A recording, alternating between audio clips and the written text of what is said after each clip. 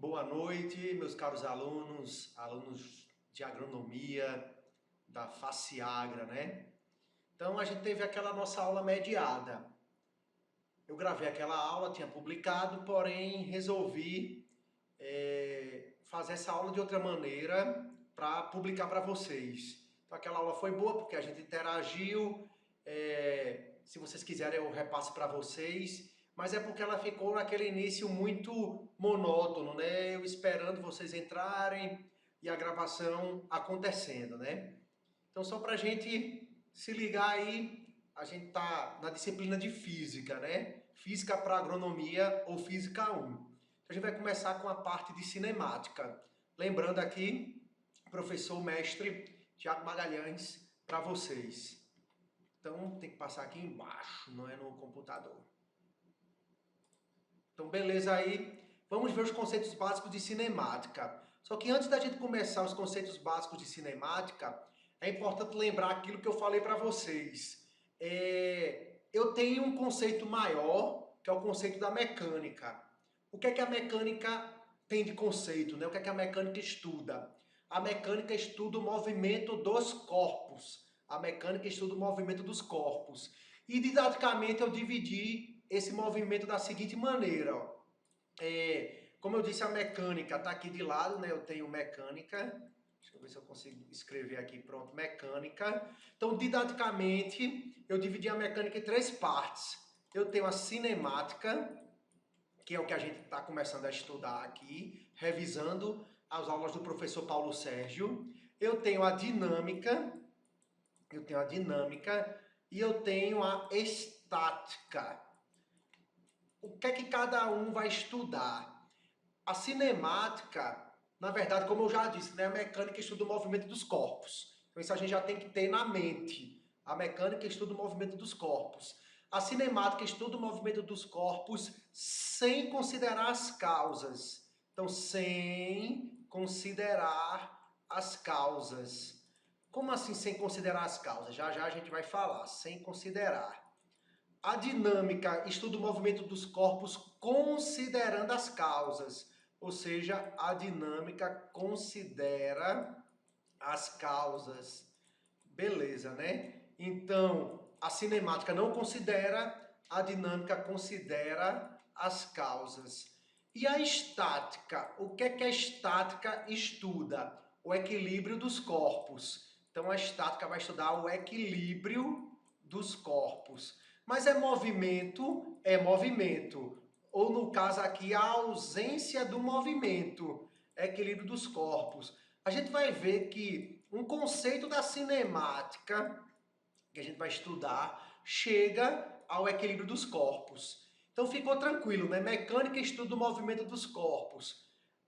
Didaticamente eu divido a mecânica em três partes. Cinemática, dinâmica, né, e estática. Eu divido a mecânica em três partes: cinemática, dinâmica e estática. A cinemática estuda o movimento dos corpos sem considerar as causas.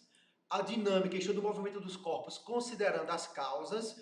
E a estática estuda o equilíbrio dos corpos. Então ficou fácil aí entender, né? Então, deixa eu ver se eu consigo tirar, né? Mas aí já está escrito aqui, cinemática é a parte da mecânica que estuda o movimento dos corpos ou partícula sem levar em conta as causas, né? Como a gente já viu. Então deixa eu ver se eu consigo tirar esses escritos, não consigo. Então tá escrito aqui, né? Cinemática é a parte da mecânica que estuda o movimento dos corpos ou partículas sem levar em conta as causas. Deve ter borracha aqui, né? Pronto, para apagar. Então, beleza. Então, como eu já disse, né, a cinemática estuda o movimento dos corpos sem considerar as causas. Aí eu tenho outro conceito aqui, né, de ponto material e corpo extenso. Esses dois conceitos, eles dependem do referencial. Então, eu tenho dois conceitos aqui, ponto material versus corpo extenso, que já já vai aparecer aqui nos slides, versus corpo extenso. Então, o que é um ponto material e o que é um corpo extenso? O ponto material é aquele corpo que tem um tamanho muito pequeno comparado com a dimensão de um referencial, de outro fenômeno observado. E o que é corpo extenso? São corpos que possuem tamanhos razoáveis comparados com outras dimensões do fenômeno observado. Então, ponto material tem o quê? Dimensões desprezíveis em relação a um certo referencial. Corpo extenso não tem tamanho desprezível considerando um determinado referencial. Então, pense o seguinte, como eu tinha falado para vocês na aula, pense na cidade de vocês. A cidade de vocês, no mapa do Brasil, se vocês forem olhar o mapa do Brasil, é exatamente um ponto. Então, a cidade de vocês em relação ao Brasil é um ponto material. Um automóvel em relação a uma rodovia é um ponto material. Só que a cidade de vocês em relação a vocês é um corpo extenso. Esse automóvel numa garagem é um corpo extenso. Por quê? Porque vai ter um tamanho relativamente, ou um tamanho razoável em relação ao referencial garagem, né? Em relação ao referencial você. Então tá aqui falando de corpo extenso, são corpos cujas dimensões não podem ser desprezadas, comparadas com outras dimensões dentro do fenômeno observado. Por exemplo, um automóvel em relação a uma garagem. Então, ponto material, dimensões desprezíveis, corpo extenso não pode ter dimensões desprezíveis. Beleza? Dois conceitos que dependem do que? Do referencial. Se o referencial for estrada, o carro é ponto material. Se o referencial for garagem, o carro é corpo extenso. Observe, olha aí, professor Tiago, só que agora não está mais de camisa azul, está de camisa vermelha. Então a gente pode pintar aqui, cadê? Só seria com o risco aqui, né? Mas observe que ser ponto material ou corpo extenso depende do referencial de observação. Beleza? Ficou claro, né? Então a gente está revendo aquilo que na aula mediada a gente já trabalhou. O que é que a gente tem agora? Agora a gente vai ter o conceito do próprio referencial, né? Porque também movimento e repouso, ambos dependem do quê? Do referencial.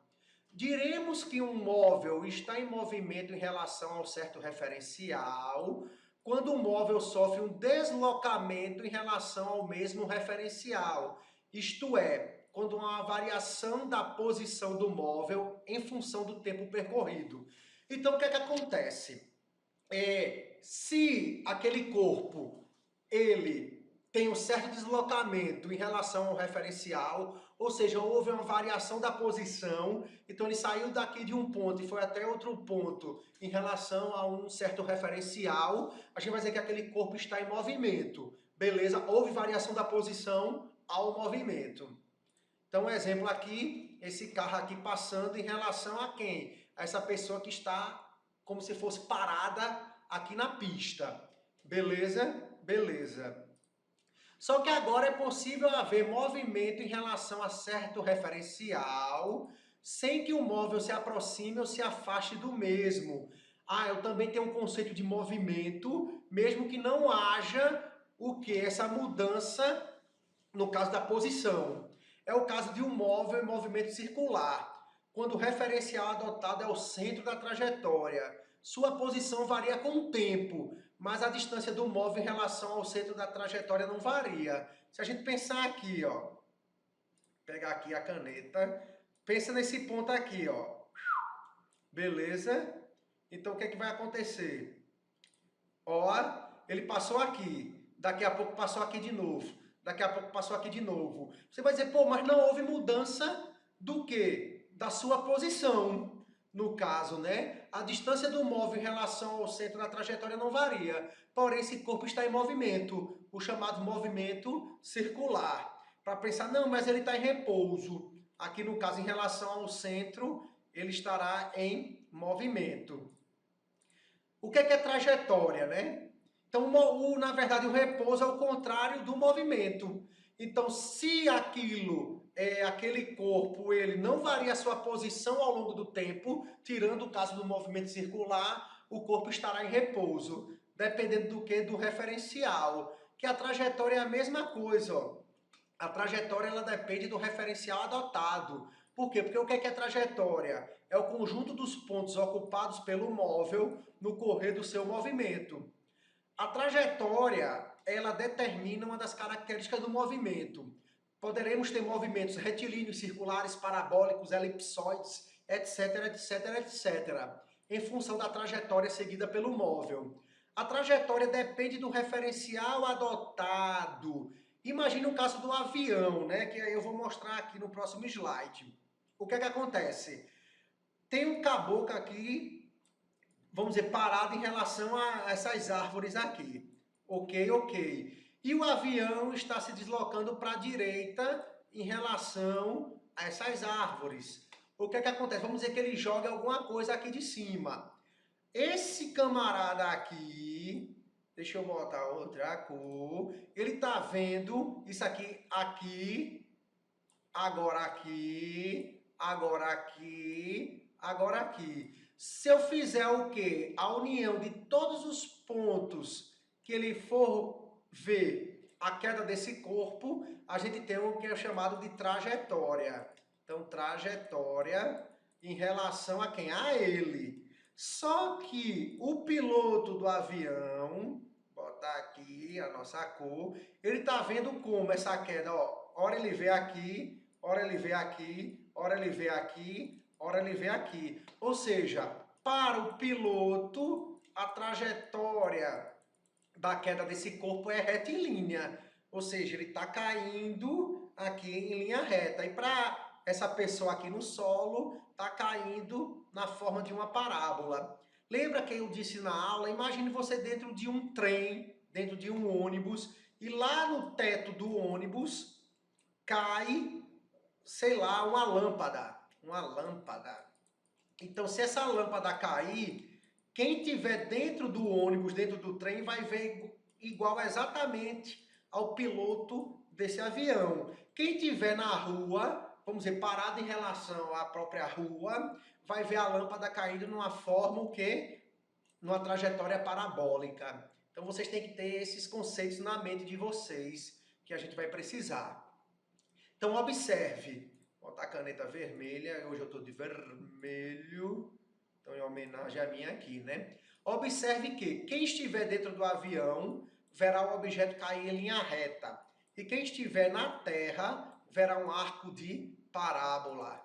Beleza? Beleza. Então a gente não tem nenhuma dúvida. Aluno da FACIAGRA é um aluno inteligente, aquele aluno que pega de primeira e não esquece jamais.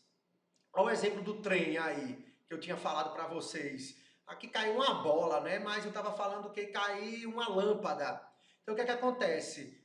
Para quem está fora, essa é a trajetória aqui, o arco de parábola para ele aqui, né?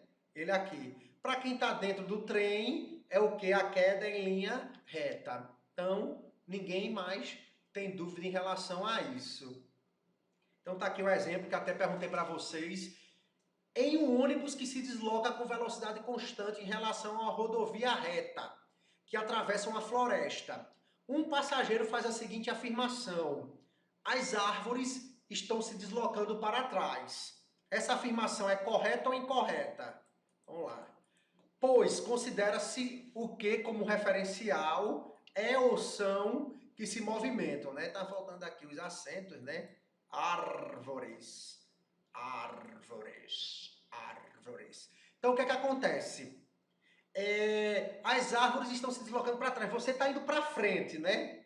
O ônibus vai para frente. É como se as árvores realmente estivessem indo para trás. Aí o que é que acontece? Você dentro do ônibus, essa afirmação ela é correta, né? Correta, correta. Pois considera-se o que como referencial? Vamos pensar no próprio ônibus. E quem vai se movimentar para trás? As árvores. Você dentro do ônibus, você bota a cara fora da janela. Você pensa que as árvores estão indo para trás. Mas por quê? Porque o seu referencial é você mesmo, é o ônibus que você está. Então, nesse caso aqui, a resposta correta é a letra C. Beleza, eu vou gravar uma segunda parte exatamente para a gente cortar, para não ficar um vídeo muito longo, né? Um vídeo muito pesado para vocês, né? Então, valeu aí, até daqui a pouco na segunda parte.